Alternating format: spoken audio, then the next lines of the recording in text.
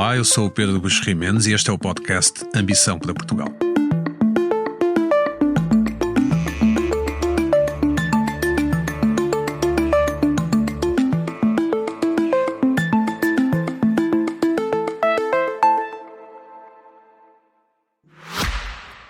Vivemos num país cheio de talento e oportunidades, de ideias que nascem todos os dias, de um potencial que não para de crescer. Mas e se pudéssemos ir ainda mais longe? Fazer a diferença? Na KPMG, acreditamos que a ambição é o motor do futuro do nosso país. Por isso criámos o projeto Ambição para Portugal, um movimento que junta vozes, desafia o presente e constrói caminhos para um país mais competitivo, mais preparado e orientado para o crescimento. Porque a ambição não é só querer mais, é ajudar a fazer acontecer. KPMG. Fazer diferente faz a diferença. Bem-vindos de novo. Bruno Gonçalves, engenheiro mecânico, eurodeputado eleito pelo Partido Socialista, nascido em final de 1996, perto do dia de Natal. É uma daquelas pessoas condenadas à pergunta: tinhas um presente ou tinhas dois? Como é que era no teu caso, Bruno? Ou um que vale por dois. Ou isso sim, como é que era no teu caso? Eu acho que dependia, não é? Havia as pessoas que davam um por um, os que davam um por dois, e portanto eu já nasci com essa generosidade Sim. de quem nasce 4 dias antes de 97, mas 2 dias depois de Jesus Natal, Cristo. não é? Depois do Natal. E fizeste sempre aniversários nas férias, não é? Que era uma coisa que tinha algum valor naquela altura, porque não te cantavam os parabéns nas aulas, não é? Nem antecipadamente, nem depois, posteriormente. E depois eu aprendi que essa ideia poderia ser interessante do ponto de vista teórico. Fazer anos nas férias, está cá toda a gente. Mas depois uns estavam de férias, outros não podiam. Uns estavam a sair do jantar de Natal, outros tinham a família longe de onde estudavam e, portanto, aproveitavam esses momentos também para passar a semana junto da família. E eu achei que, em algum momento da vida, isso podia mudar. A verdade é que não mudou, porque agora muitos dos amigos também preferem ter esses planos diferentes durante essa quadra, embora proporcionalmente eu acho que acontece uma coisa à medida que nós nos vamos aproximando da finitude da vida, que é, vamos escolhendo os momentos para rever os amigos e quase sempre escolhemos as datas de aniversário e portanto tenho essa sorte de juntar os amigos à mesa durante o dia 27. Eu sou um bocado do clube, porque como faço anos no verão, perto de agosto também Isso nunca está ninguém. Não, porque nunca está ninguém, não sei o quê. Já fomos para o Algarve, já fomos para ali.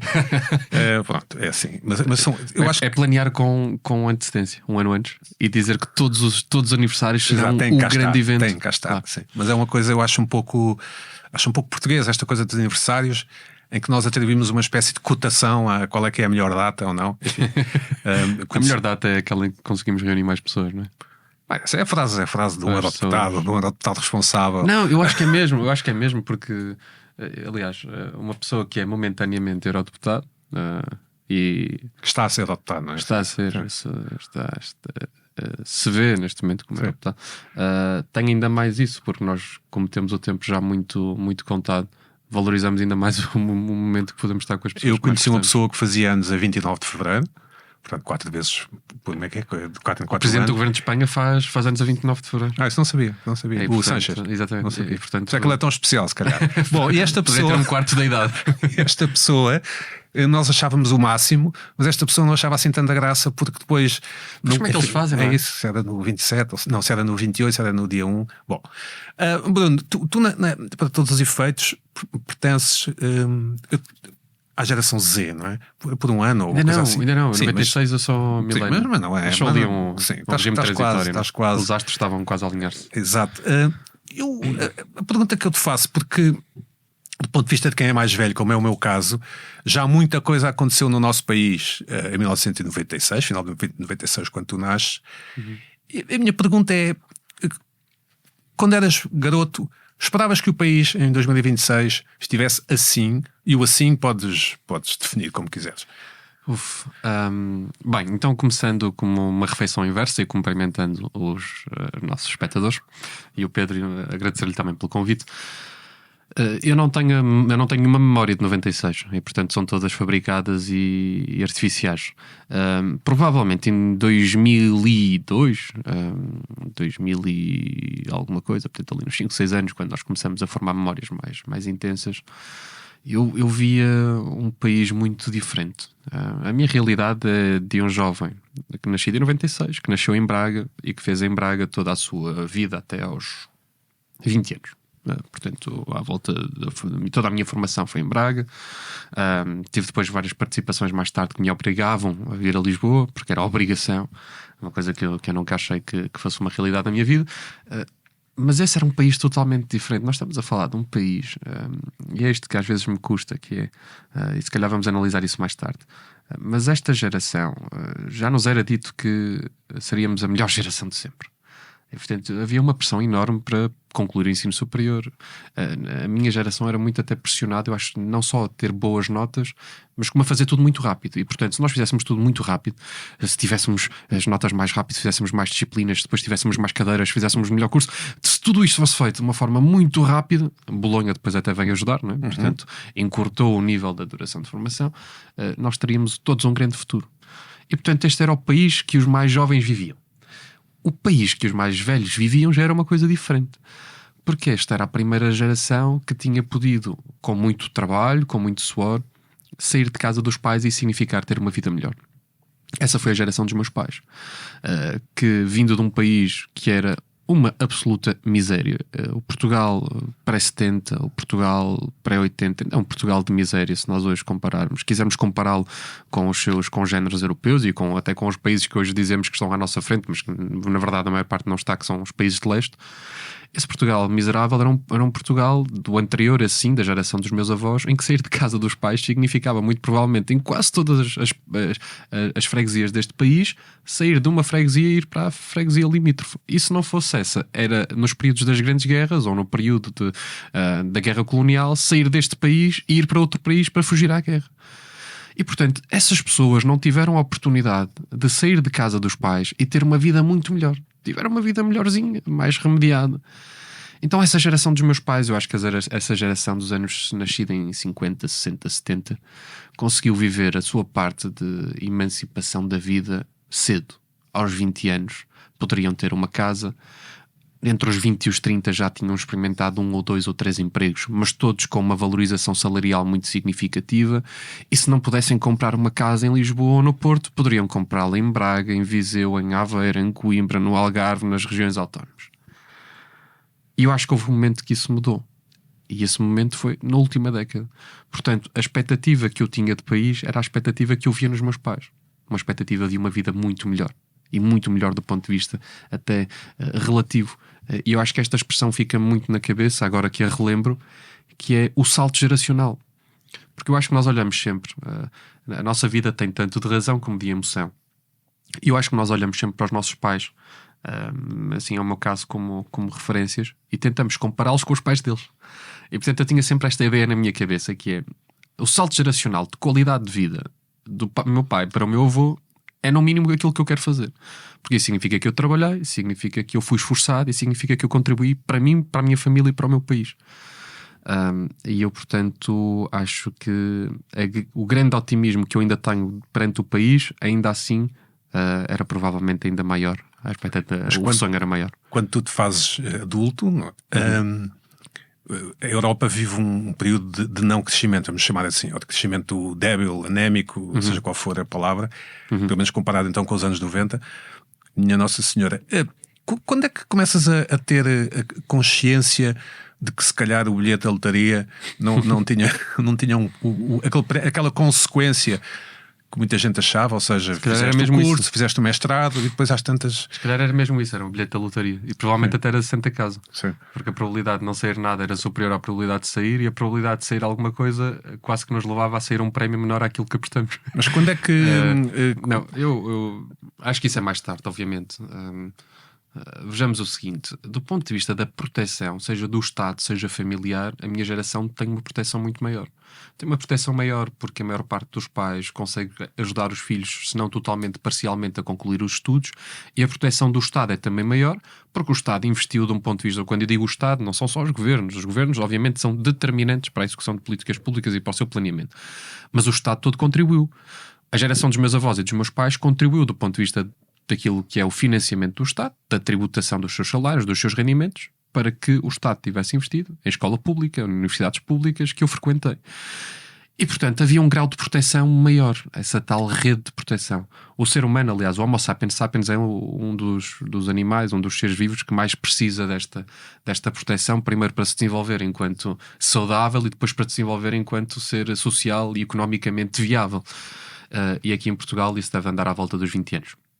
Há 20 anos que nós precisamos hoje de proteção para podermos, até do ponto de vista tecnológico, e dar algum salto, ainda que para a maturidade seja um pouco menos.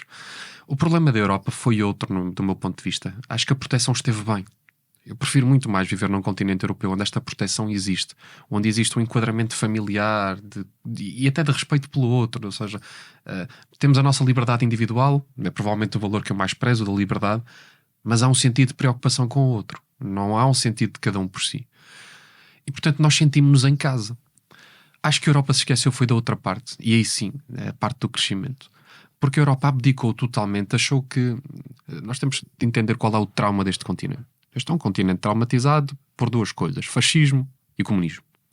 E, portanto, eram duas formas totalitárias, diferentes mas ainda assim diferentes, de organização do país e de mundo. E, portanto, é normal que ali nas décadas de 80, na Polónia, com o Lech Walesa, em Portugal, com o Mário Soares, e depois com o Cavaco Silva, Tony Blair no Reino Unido, que no pós-guerras coloniais, que no pós-fim da Guerra Fria, nós tínhamos debatido na Europa como é preciso acabar com o comunismo e, portanto, é preciso acabar com o controle do Estado sobre tudo, e é preciso darmos asas a esta nova filosofia que nasceu, que é o liberalismo económico. E, portanto, nós precisamos de ter mais fé, acreditar mais, poder acreditar mais nos outros, na empresa, no capital privado, e nesta forma de nós nos desenvolvermos naturalmente. E ela foi funcionando no início. E eu acho que foi funcionando bem. E é aí que leva, provavelmente, aquela que era a Comunidade Europeia, para depois se transformar em União Europeia, a acreditar demasiado. Porquê? Porque se nós hoje compararmos, nós dizemos que é um crescimento anémico, porquê? Porque o comparamos com outros blocos. Nós vivemos numa economia integrada a nível global. Estados Unidos e China, com quem nós nos queremos comparar do ponto de vista industrial e económico, não tomaram as mesmas opções. E eu vou explicar porquê. Nos Estados Unidos há uma política de economia livre, de mercado liberal, mas há uma política concorrencial muito forte. Isto é, as empresas que não cumprem a lei dos Estados Unidos, seja do ponto de vista das fusões, seja do ponto de vista de obedecer aos regulamentos que existem a nível nacional, são fortemente penalizadas. Porquê? Porque a autoridade para a concorrência funciona. E, portanto, há uma economia livre desse ponto de vista. Mas livre e justa. Porque o pecador, aquele tem uma doutrina quase cristã, não é? Paga mesmo pelos seus erros. Os chineses optaram por outra via. E, portanto, provavelmente depois com Deng Xiaoping, passam a entender, depois da Revolução Cultural de Mao, que foi horrorosa do ponto de vista dos direitos humanos, mas há uma transformação no Partido Comunista Chinês que é: nós não vamos poder ganhar esta guerra. Comunismo contra liberalismo. As pessoas são naturalmente mais interessadas por terem direitos, liberdades e garantias individuais, mas são interessadas por uma outra coisa que os direitos individuais trouxeram, que é capacidade de aquisição. Ou seja, ao cidadão, não apenas como ser de compromisso entre comunidade, mas ao cidadão consumidor. Então o que é que os chineses fizeram? Vamos estabelecer uma doutrina rígida do ponto de vista de economia dirigista. O Estado dirige para onde é que a economia vai, mas o Estado depois não intervém do ponto de vista concreto na vida das empresas. E, portanto, aí, economia, o mercado a funcionar. A União Europeia fez os dois, mas fez os dois que não devia, que é, de um lado deixou o mercado livre e do outro lado esqueceu-se do mercado concorrencial e ter uma política industrial própria. A União Europeia, na primeira Revolução Industrial, tinha as maiores empresas do mundo, todas. Na segunda Revolução Industrial tem um pouco menos por causa das duas grandes guerras, mas do ponto de vista da aeroespacial, do ponto de vista de tudo o que é a evolução dos motores térmicos, da imprensa... Dos automóveis, sim. Tem tudo. Quando nós chegamos ao boom de 2001, ao dot-com, e portanto à revolução da internet, a Europa ainda tem alguns players. Nos telemóveis tínhamos a Nokia e que agora se remodelou para uma outra coisa. Tínhamos Ericsson, exatamente. Alcatel francesa. Alcatel. Tínhamos aqui em Portugal, do ponto de vista das telecomunicações, tínhamos empresas. A PT existia. Aliás, a Portugal Telecom, se ainda hoje fosse uma empresa portuguesa, independentemente do capital ou de ter capital ou não público, era provavelmente a empresa que estaria a liderar o consórcio de inteligência artificial ou a empresa que estaria a liderar o avanço tecnológico do país e a integrá-lo. Ora, a Europa esqueceu-se disto tudo. Quem é que não se esqueceu? O mundo não se esqueceu. E é por isso que hoje, se nós olharmos, por exemplo, para as empresas, para as maiores empresas a nível mundial, elas quase todas estão cotadas na Bolsa Americana. E das cotadas na Bolsa Americana, quase nenhuma, se não nenhuma do top 10, é europeia. Se olharmos para as universidades e se quisermos comparar o ranking de há 50 anos com o ranking de hoje das melhores universidades do mundo, a Europa não tem uma no top 10. As chinesas já ultrapassaram as americanas. E, portanto, esta ideia de que nós ainda estamos a competir com americanos e chineses é uma ideia da nossa cabeça. Porque a verdade é que nós nos deixamos capitalizar por aqueles que não defendem os interesses. Mas tu és então um jovem europeu, esse pensamento analítico, e que me parece, fico feliz que um jovem eurodeputado português tenha essa noção das coisas, que às vezes há um certo palavreado que esconde alguma falta de noção, se me permites. Mas, ou seja, tu achas que a Europa, e mais concretamente Portugal, em termos de ambição, nós temos que fazer o quê? Fazer um reset, um reboot, ou tentar, sei, como tu sabes, há quem diga que partes do Estado Social terão que ser sacrificados se quisermos ser mais ambiciosos ou mais ágeis, certo? Como é que vês o futuro da Europa e de Portugal em termos de ambição? Expressava de mais tempo, mas a história é incremental. Eu não acredito em resets de coisa nenhuma. E, portanto, se forem resets, tem de ser resets a ditaduras. Não, acredito na revolução se ela for por direitos, liberdades e garantias. Quando nós temos esses direitos, liberdades e garantias estabelecidos, acredito em reformas. E eu acho que hoje nós precisamos de uma reforma profunda, é verdade. Eu espero nós não precisarmos de revoluções, porque as revoluções são sempre muito instáveis. Aliás, nós falamos quase sempre das revoluções que deram certo, mas há muitas mais revoluções que deram erradas. E, portanto, a probabilidade de nós estarmos a jogar numa raspadinha em que a revolução dá errado é muito maior do que a revolução dar certo. Se der certo, tudo bom. Ainda há um período de ajustamento em que não está tudo bom, mas pronto, é uma redefinição.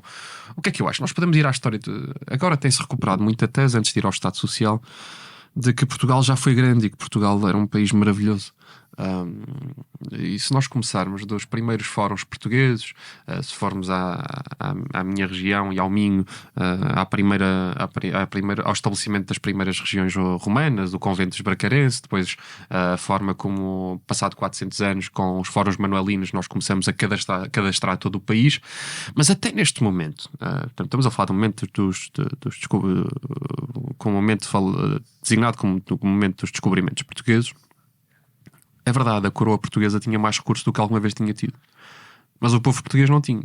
E, portanto, em cada um daqueles portugueses que cá estavam eram miseráveis, pobres, nem remediados. Não sabiam o que era ler, nem escrever e estavam dotados a duas coisas na vida, ou talvez a três, que era: a primeira era a nascer, a segunda era a pagar impostos e a terceira era a morrer.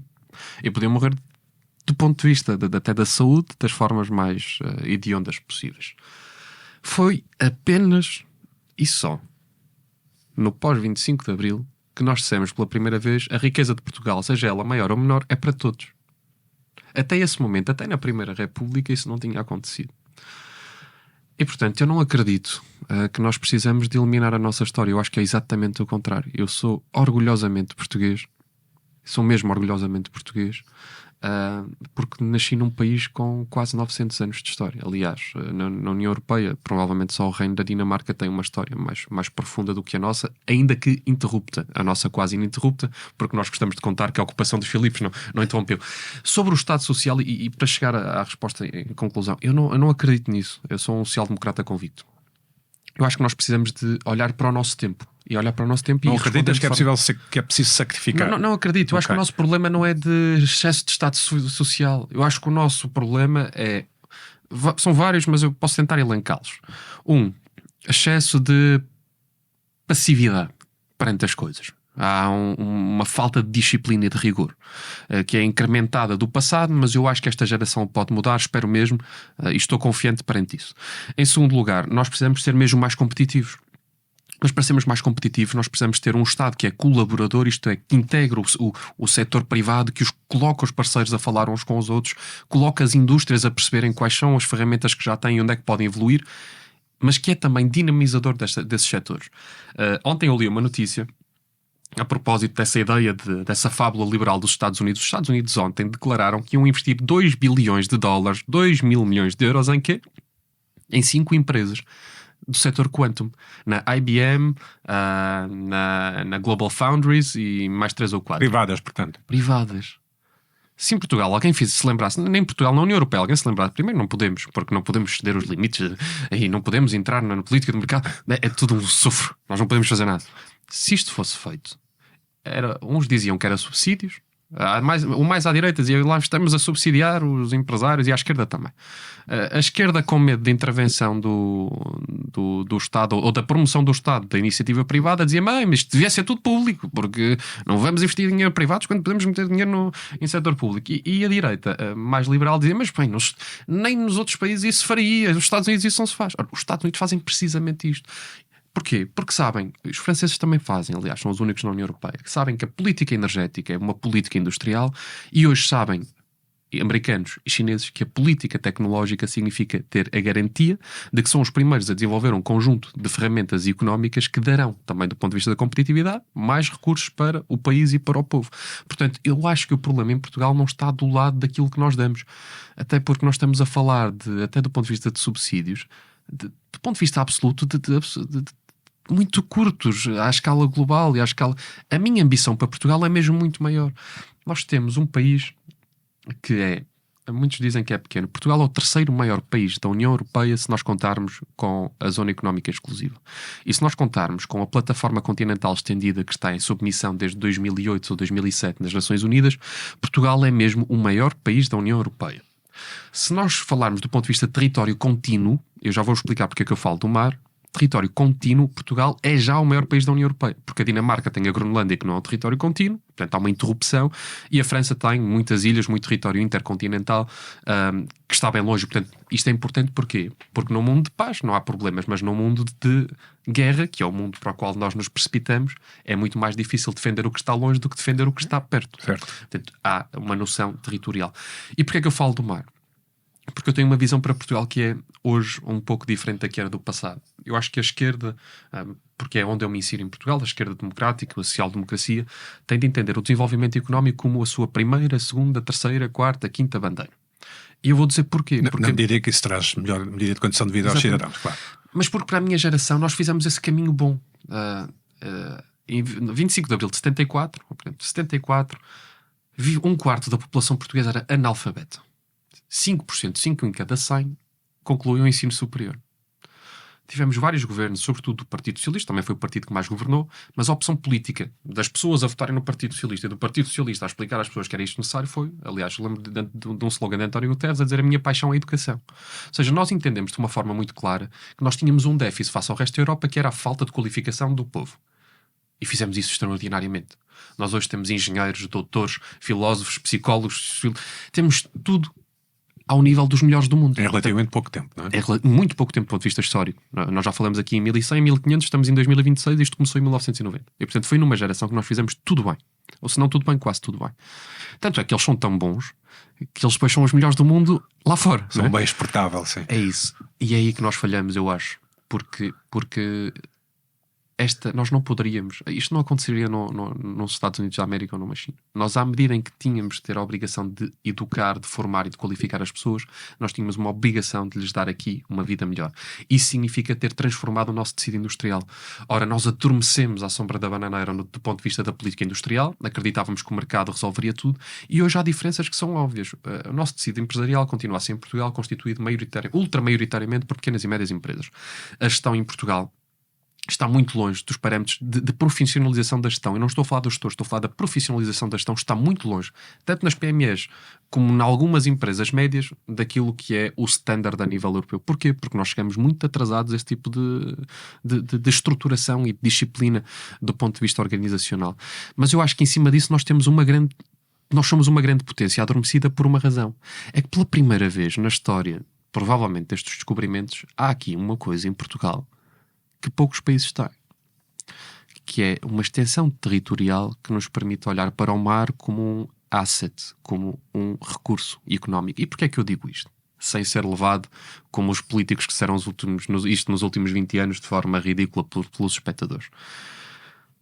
Lembram-se que durante os últimos 3 anos, os últimos 2, enquanto me sentei no Parlamento Europeu, houve um fenómeno de tensão extraordinário entre os aliados transatlânticos, União Europeia e Estados Unidos da América, que colocou em causa aquilo que é a aliança mais bem-sucedida e formada desde a Segunda Guerra Mundial. A NATO. Exatamente. Porquê? Por causa da Groenlândia. Ora, porquê que a Groenlândia, que não é mais do que um gelo e, portanto, é água em forma sólida, é tão importante? Porque se estima que ali estão reservas infindáveis de materiais raros essenciais ao desenvolvimento tecnológico. E, portanto, não é só o lítio, não é só o cobalto, o tungstênio, todos estes materiais, uns mais raros e outros menos, são essenciais tanto do ponto de vista da condutividade elétrica como do ponto de vista do desenvolvimento dos semicondutores à economia do futuro. Ora, em Portugal nós temos, como eu disse, a maior área não continental da União Europeia. Nós temos áreas até que são pouco profundas. Estima-se que menos de 20% do mar português esteja mapeado. Nós somos capazes de mapear há 500 anos, sem tecnologia nenhuma, um conjunto de rotas para o mundo inteiro. Começamos a globalização marítima. Foram os portugueses, com umas madeiras e algum engenho. E não fomos capazes de olhar para o nosso território, que está aqui ao lado. Isso também não vai acontecer de um momento para o outro, não é? Porque é preciso muito investimento em infraestruturas, em meios. Mas é que isto já está a acontecer. A Universidade da Califórnia está a fazer isto em algumas zonas nos Estados Unidos. Os chineses já estão a fazer isto de um ponto de vista industrial. A União Europeia tem-se recusado porque se tem colocado na escusa de que ambientalmente há um dano muito grande, sem o estudar, e nós precisamos, portanto, ter uma moratória. E essa moratória seria muito boa se toda a gente a cumprisse. O que está a acontecer é que os outros não a cumprem e nós temos a cumprir. Está a acontecer exatamente o mesmo que aconteceu há 20 anos, que era, nós dizíamos que não poderíamos ter Estados a jogar o jogo do privado, e portanto porque havia uma descompetitividade, uma concorrência desleal, mas tínhamos os Estados Unidos a subsidiar o preço da energia, os chineses a constituir empresas públicas e a financiar através do sistema financeiro de uma dimensão nunca antes vista, um conjunto de indústrias que os próprios não tinham, e ainda fizemos uma coisa extraordinária, que é, não podemos ter fundos estatais europeus com participar ou a participar em muitas empresas, sejam elas portuguesas ou espanholas ou o que seja. Mas se forem fundos estatais do Médio Oriente, já podem comprar a maioria do capital das nossas empresas, sejam elas portuguesas, espanholas, podem ser comprar as espanholas e depois com a espanhola adquirir a portuguesa. E nós chegamos a um ponto em que nós parecemos que queremos ser os nossos maiores inimigos, por um purismo. E, portanto, acho que está na altura de voltarmos ao pragmatismo. A minha ambição para Portugal é esta, é que possa ser um país de forte tecnologia. E, portanto, nós já temos o capital humano, que era o mais difícil de ser criado, já está cá. E eu espero que não regrida desse ponto de vista. Acho que temos de aumentar as valências e as qualificações do ponto de vista técnico-profissional. Acho que a aposta no ensino profissional é muito necessária. Hoje, provavelmente, é mais difícil nós encontrarmos um serralheiro, um carpinteiro, um operador de uma máquina CNC do que um médico, do que encontrar um médico, não sei, porque há a questão das cotas, não é? Mas do que um engenheiro. E depois, eu gostava que evoluíssemos, já que estamos na reforma laboral, para um modelo em que nós protegemos o emprego ou promovemos o emprego e o trabalho, ao invés de estarmos ultra preocupados com a proteção. O que é que isto significa? Significa olhar, por exemplo, para os países nórdicos e entendermos que, do ponto de vista laboral, nós precisamos é ter salários mais altos. E se calhar precisávamos também ter aqui era de sindicatos mais fortes. Sindicatos que não têm de ser 2 confederações. Podem ser muitos sindicatos. Porque isso significa o quê? Significa que os engenheiros vão receber mais. Eu acho que é inaceitável em Portugal um engenheiro poder começar... O meu primeiro salário... Acho que foram 1.000 ou 1.100 euros. Foi o meu primeiro, era um salário bom, isto há 6 anos. O engenheiro forma-se esta vida toda. E depois a progressão de carreira. Eu vejo pela maior parte dos meus amigos que continuaram no ramo da engenharia. Portanto, nós temos que ter uma ambição maior. E aqui a contratação coletiva é que devia ter um papel importante. Porquê? Porque esta é a fábula também de que nós não precisamos de reivindicações coletivas, nasceu apenas da cabeça de alguns. Nós vejamos o seguinte, e quem nos ouve poderá entender isto perfeitamente. Há estudos que demonstram que os momentos em que nós somos mais aumentados na nossa vida são aqueles em que nos ameaçamos despedir. Ou seja, nós ameaçamos com a bomba atómica que cada um tem, do ponto de vista laboral, da nossa liberdade, de dizer ao patrão, eu não venho amanhã. E o patrão olha lá para o quadro, organograma da empresa, sem este senhor ou sem esta senhora não consigo ter a produção a andar. E aí o salário é valorizado. Porquê é que isto não acontece de forma incremental e de forma estrutural? Porque não há um pensamento filosófico para isto, não há uma valorização constante do trabalhador. E é que isso nem sequer é mau para o empregador, porque se o trabalho for remunerado de forma mais alta, o produto e o serviço terá que ser obrigatoriamente mais caro, isso significa que a empresa produzirá mais. O que significa que nós estamos a fazer um bottom-up da nossa economia. No limite até há mais receita fiscal. Obrigatoriamente. Sim. Deixa-me só fazer-te esta pergunta, sem querer interromper muito esse fio, que é, tu dirias, ouvindo-te, ocorreu-me esta pergunta, tu dirias que no Parlamento Europeu é mais uma questão de quadrante político, ou de geração? Ou seja, estás mais próximo da malta da tua idade, mesmo que seja mais à direita, ou estás mais próximo da malta do teu quadrante político, mesmo que tenham 50, 60? É difícil. Não é difícil. Ou seja, é difícil dizer isso em abstrato, porque mesmo no meu grupo político há muita divergência. Mesmo indiferentemente das idades, há mesmo pessoas que pensam de forma diferente sobre a defesa, sobre a liberdade. Sim, mas esse drive, deixa-me usar esta palavra. Eu acho que ainda assim nós balizamos-nos mais. Ou seja, nós estamos naturalmente mais de acordo com as pessoas que já pensam um conjunto de coisas que são semelhantes às nossas. E portanto, eu acho que a idade é um driver essencial, porque vivemos mundos diferentes.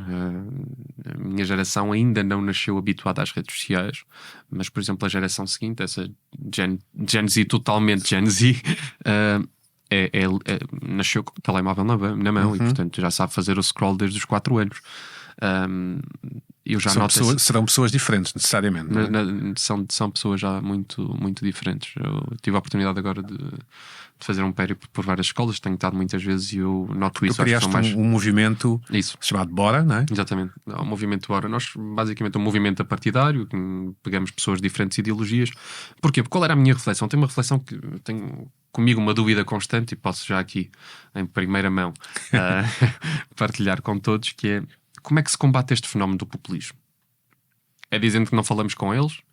É combatendo-os da forma mais feroz? É utilizando as mesmas armas que eles? Mas eu depois penso, vamos recuar à gênese da questão.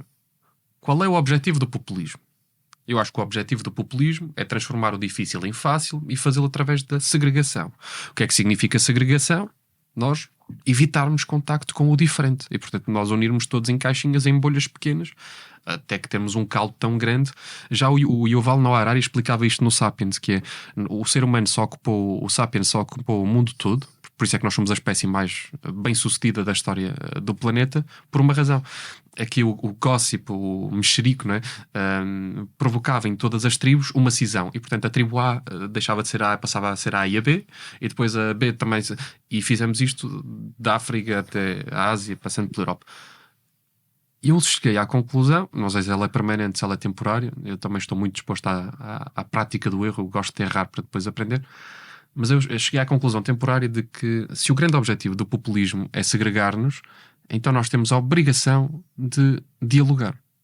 Mesmo com aqueles que podem concordar com o populismo, e dentro desses encaixamos aqueles que o querem fazer de forma maligna, ou seja, que têm um objetivo para ganhar com isso, mas há muitos que o fazem de uma forma benigna, porque acham e acreditam naquilo. E, portanto, se o meu primeiro objetivo é dialogar, eu tenho de ir com ele para a frente. E, portanto, foi isto que quisemos fazer nas escolas. Ou seja, tens que te sentar com o inimigo, deixa-me usar aqui itálico, o inimigo é itálico, vai... Não, eu gosto de analisar, por exemplo, com a maior parte dos jovens que eu conheci, muitos deles, vamos lá ver, muitos deles hoje teriam opiniões que, tiradas do contexto, poderiam ser interpretadas apenas e só como machismo. E muitos deles, eu acho mesmo, que o machismo cresce nesta geração e, portanto, a desigualdade de género, há uma tendência para o entendimento da desigualdade de género crescer. Mas depois ela também é muito... Ou seja, sobre o inimigo, eu não consigo dizer que é o inimigo. Eu consigo dizer, há um trabalho aqui a fazer. E, portanto, eu gosto de ser mais benévolo na análise, porque se eu entender que é o inimigo, eu tenho de adotar uma filosofia que se adapta apenas, que se adota apenas em guerra. Mas deixa-me fazer a pergunta desta forma, desculpa. Então tu estás a dizer que há um grupo de rapazes que têm comportamentos machistas e que no fundo estás a dizer que o movimento Bora vai procurar dialogar com eles, tentar perceber É isso? Estou a perceber bem? Primeiro, perceber porque é que eles chegaram àquela conclusão. Ok. E depois desmistificar um conjunto de coisas. Claro. E portanto é aqui que. Porque a maior parte destas pessoas que. Não só jovens, às vezes até menos jovens. Eu já tive conversas com muitas pessoas aqui em Lisboa, no Porto, em táxis, na rua, no café, que me deixam bem mais preocupados do que estes jovens. Porquê? Sim. Porque pegam num clipe de 20 segundos de um influencer de quem gostam ou de quem passaram a gostar, porque disse uma coisa que alguma vez pensaram, uma verdade dessas absolutas, e transformou num conhecimento adquirido. E depois, é fabuloso, porque deve ser um tempo tão extraordinário aquele que se passa entre vídeos, que eu muitas vezes não conseguia ter essa conversa, porque para tudo aquilo que eu dizia havia uma resposta, e toda essa resposta era normalmente uma mentira. Mas era mentira na minha cabeça, porque eu sabia que era mentira. Se eu desse um dado a repostar, a pessoa tinha já uma outra resposta, e portanto era quase esta ideia de que nós podemos estar sistematicamente na ideia de que há controvérsia e de que há conspiração em tudo. Portanto, a ideia do Bora é precisamente ir às escolas e perceber o que é que está a acontecer para nós nos respeitarmos menos e transformar isso num debate orgânico, ouvir as pessoas, chegar a conclusões, ou não chegar a conclusão nenhuma, mas conversarmos e transpor isso para o mundo digital. Porque aquilo que eu me apercebi é ainda assim muito real, eu acho que nós todos já nos apercebemos, é que quando nós temos uma conversa cara a cara, a probabilidade de nós nos chatearmos, ou pelo menos nos chatearmos ao início, é muito pequena. Nós temos a empatia para abordar, para querer perceber o outro.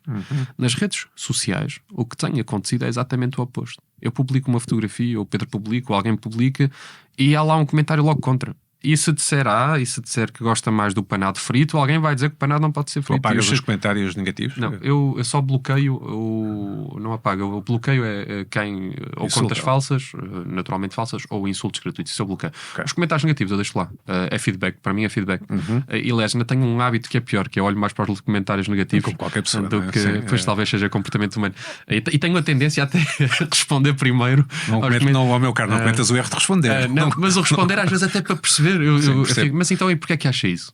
E depois, infelizmente, nas redes sociais chego quase sempre à conclusão de que não é por ali. Numa última uma pergunta, e enfim, o tempo, aquelas coisas. Vai voando, é isso. Deixa-me fazer-te uma pergunta assim, bastante irritante. Achas que a Europa, o projeto europeu, está a falhar com os mais novos? Sobretudo questões de educação, de habitação, por exemplo. Sim. É evidente que a culpa não é da Europa, não é? Infelizmente a culpa não é de ninguém, porque se fosse de alguém até poderíamos saber como solucionar. Mas dirias que o chamado projeto europeu, do qual eu beneficiei enormemente, eu tinha 16 anos quando Portugal aderiu à Comunidade Económica Europeia, em 86, e depois fui sempre beneficiando dos chamados fundos. Quer dizer, beneficiei porque o país beneficiou, naturalmente. Mas dirias que chegámos a uma altura em que há os mais novos, há a malta de 15, 16, 17, 18, 21, 22. A Europa está a falhar. Não sei se falhar é um verbo muito forte, mas... Sim, vou mais longe. Sim, está a falhar, sim, há culpa. E há culpa de várias pessoas, e há culpa de vários protagonistas, e há culpa de quem dirigiu não só a Europa, mas como a política industrial, a tal política industrial ao longo sobretudo das últimas 2 décadas. E, portanto, está a falhar, há culpa... E sobre os fundos, nós habituamos muito aos fundos de coesão, mas nós também pagávamos por eles. E uma das formas com a qual nós pagamos foi precisamente abdicar de uma política industrial portuguesa e passar a estar incluído no mercado europeu. Ou das pescas, não é? E agora, ou deixar de pescar tanto. E tudo isto é política industrial, ou seja, a política industrial não é só uma área, que políticas públicas é que podem ser executadas para que nós desenvolvamos uma indústria. Agora temos, por exemplo, a aeroespacial em Portugal a desenvolver-se a bom passo. E o que era preciso fazer? Do meu ponto de vista, na minha humilde opinião. Primeiro, recuperar... vou ao enquadramento, se calhar, um pouco antes disto, muito rápido. Se nós virmos do ponto de vista de experiências de produtos que a minha geração pode comprar, nós temos a vida mais facilitada do que os nossos pais. Hoje, para nós viajar para um outro país é muito mais simples do que era há 20 anos atrás e muito mais barato. É muito mais barato ter um conjunto de produtos, seja pela Amazon, pela Temu ou até por marketplaces europeus, do que era há 20 anos atrás. E, portanto, nós melhoramos muito desse ponto de vista. Onde é que nós pioramos? Nós pioramos na emancipação. Há uma diferença muito grande entre o ser consumidor e o ser emancipado. O ser consumidor consome coisas que vão e vêm. A casa é para nós permanente. Porquê? Porque a casa não é um produto. A casa é um instrumento essencial à constituição da família. E portanto nós hoje temos na União Europeia, já falamos disso há pouco, menos casamentos, temos uma natalidade mais baixa, mas temos isto tudo também, não só por causa da pressão na parte das mulheres, dos homens, mas porque as casas, sobretudo para a minha geração, já não são mais caras ou mais difíceis de comprar. Estão a preços que são absolutamente proibitivos. Um jovem hoje que queira comprar uma casa sozinho, com o salário médio de um jovem em Portugal, não pode. Não pode nem com a garantia do Estado, não pode nem com os auxílios de crédito, não pode. Se o quiser fazer sozinho, como fizeram a geração dos meus pais, não pode fazer.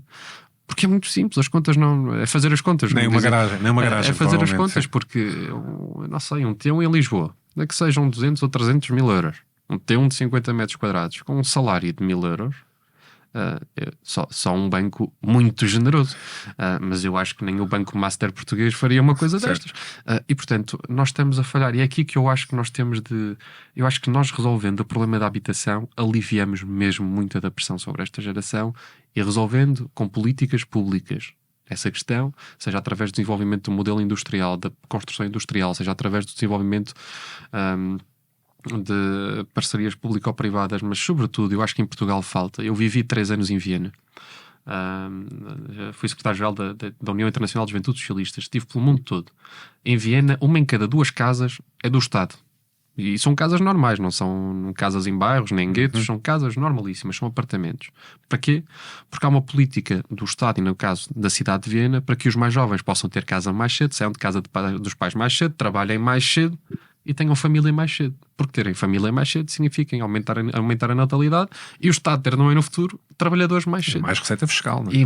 Mas é que a mais receita fiscal obviamente é uma boa externalidade. Mas eu vou dizer uma coisa que eu hoje estava a pensar sobre isso. Em Portugal há sempre um debate da carga, todos os anos, é a maior carga fiscal, a maior receita fiscal. Vamos lá ver. Eu quero é ter mais receita fiscal se isso significar que, do ponto de vista das pessoas e das empresas, nós temos mais produtividade. Isto é, as pessoas têm salários muito maiores, as empresas têm rendimentos muito maiores. Eu não quero é ter mais carga fiscal se as pessoas estiverem a receber o mesmo e se as empresas estiverem na mesma ordem de faturação que estavam há 10 anos atrás. Isso significa que o Estado aumentou a tributação. O modelo... eu cada vez que visito os países nórdicos, da Finlândia, a Suécia, a Noruega já é um país um pouco diferente porque tem a receita do petróleo, mas o caso dos dinamarqueses e dos suecos, para mim, dos finlandeses ainda mais, porque os finlandeses têm a Rússia à porta. Portanto, já gastam com defesa naturalmente mais do que aquilo que um país que se pode dedicar mais ao Estado Social, como Portugal, Espanha, Itália, podiam fazer, norte e a sul. Mas é fabuloso a forma como eles encontraram na disciplina, tendo poucos raios de sol durante mais de metade do ano, encontraram uma forma de sair do modelo soviético, de desenvolver uma economia de mercado e de mesmo assim terem proteção social. Porquê? Não abdicaram dos sindicatos. Os sindicatos negociam obrigatoriamente, coletivamente, os salários. Dizem que os médicos só podem receber no mínimo isto, e os engenheiros no mínimo isto, e os serralheiros no mínimo isto. E há uma negociação permanente entre as empresas e os sindicatos. Depois, não há uma proteção excessiva no emprego. Isto é, eles olham para o desemprego como uma coisa normal, mas como transitória. Isto é, a pessoa tem um emprego e a seguir tem outro, e a seguir tem outro. Eles protegem o emprego no sentido de ter a certeza que há empregos no país, mas promovem ainda mais o emprego qualificado, isto é, a probabilidade das pessoas irem oscilando de emprego, pode ser na mesma área, mas sobretudo tenham melhores salários e com isso tenham também um maior desenvolvimento económico das próprias empresas, porque vão ser mais criativas, mais estimuladas. Isso está tudo comprovado. O que não pode deixar de acontecer, e aí orgulho muito daquilo que a geração que não é a minha construiu, provavelmente a vossa geração, que é um Estado social forte. É um Estado social que me diz a mim que se eu estiver desempregado eu não vou morrer à fome. Se eu estiver desempregado e partir uma perna, eu não vou morrer na rua, como acontece em algumas economias ditas liberais. E esse Estado social é essencial para que jovens como eu no futuro queiram mesmo ficar em Portugal e queiram mesmo contribuir para que este país seja, espero eu, se não o melhor, um dos melhores países para se viver no mundo. Obrigado, Bruno. Obrigado. Este episódio teve sonoplastia de João Luís Amorim, coordenação de João Filipe Lopes, fotografia de Matilde Fieschi e Nuno Fox, capa de Tiago Pereira Santos e direção de João Vieira Pereira. Eu sou o Pedro Buxerri Mendes, volto na próxima semana com mais ambição para Portugal.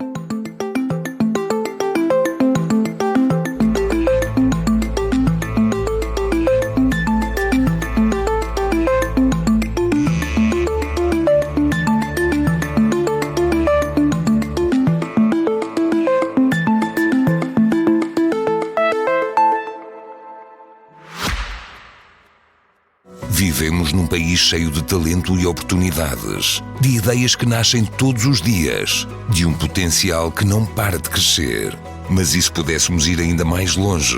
Fazer a diferença? Na KPMG, acreditamos que a ambição é o motor do futuro do nosso país. Por isso criámos o projeto Ambição para Portugal, um movimento que junta vozes, desafia o presente e constrói caminhos para um país mais competitivo, mais preparado e orientado para o crescimento. Porque a ambição não é só querer mais, é ajudar a fazer acontecer. KPMG. Fazer diferente faz a diferença.